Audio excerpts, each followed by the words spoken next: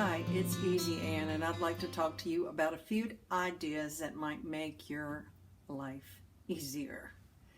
When I talk about making life easier or easy, I'm not talking about getting out of work or being lazy.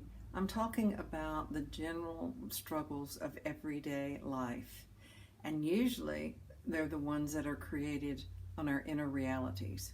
They're based on our conditioning, and they're based on our societal conditioning. Our society has taught us to suffer about a lot of things. For example, going on a long car ride or having to wait in line. Essentially, these are not things to be upset about, but we tend to get upset about them. So I have an idea about how we can ease some of our ego-driven suffering and struggle and sacrifice. We can actually ease any suffering, but there's particular suffering that we really can make it disappear because it's based on nothing. It's an interpretation of our mind. It's conditioning. That's why I call it ego-driven, because it's mentally driven. It's what we're telling ourselves about the event rather than the event itself. If you remember rational emotive therapy, it just says we get upset about what we think we see, not what we actually see. One of the things that we can do to relieve our suffering is to ask questions. If I'm suffering about something, I can say, is there something I can learn from this? Well, that may be apparent or not apparent. Is there something in this situation that I recognize about myself? Is this a situation that needs to have something happen right now? Who is actually upset here? If I am infinite being, if I am so much more than my body, who is upset? That kind of leads me back to the idea that it's my conditioning really that's creating the upset. Another question is this upset valuable? Another good question is, can I change this situation? Can I make it different or better? That's different than resisting what is now. It is just that usually the things that we're upset about are not things that are happening in the present moment. They're realities that we're making up in our head. So we continue to ask questions. And maybe there is something I can do about what I'm concerned about. Well, if there is something that I can do about this, what is it? And am I willing to do this? If I'm not willing to do this, I can continue to move on with my questioning such as, is there another thought that could serve me better in this situation? Am I focusing on something that is really helpful, that is going to move me in a better direction in my life, or is this an endless loop? Because many of the problems that we are concerned or worried about are the same problems that we were concerned or worried about yesterday or day before yesterday.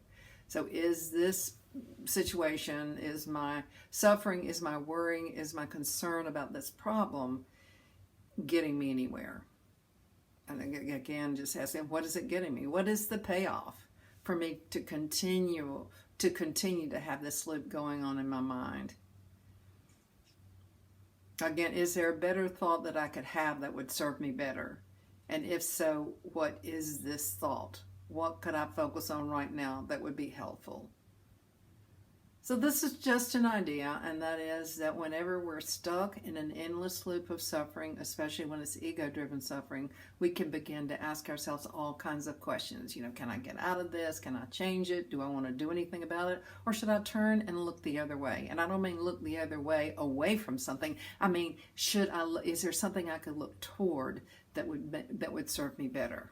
These are the kinds of questions we have to ask, because our mind is like an entity into itself that wants to drag us into a reality that's made up. Most of what we see in life is just a made-up reality. And so can we move it closer to actual reality? Because the closer we get to actual reality, the easier our lives get. Because reality is not fraught with injustice, not the injustice of our own seeing. Reality is not fraught with difficult and hardships. Reality in itself, when it's stripped away from all the stuff we put on it, is pretty clean and clear. It's like a clean slate. And we're constantly taking this picture and we're painting on it. We're painting on it with our feelings and our emotions. And it's like, do I need to concentrate on the paint that I'm doing with all these thoughts and feelings or the emotion? Or maybe I better start focusing on the canvas, because a canvas is clear and clean and pure. And when we look at something that is just blank, a blank slate, we can take a deep breath and relax, because we're in this place of stillness, this place of completeness, this place of fulfillment. So we can ask questions.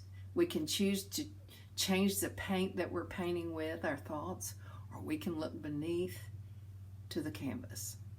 This is EZier, and I want you to remember one thing for sure, and that is that I love you.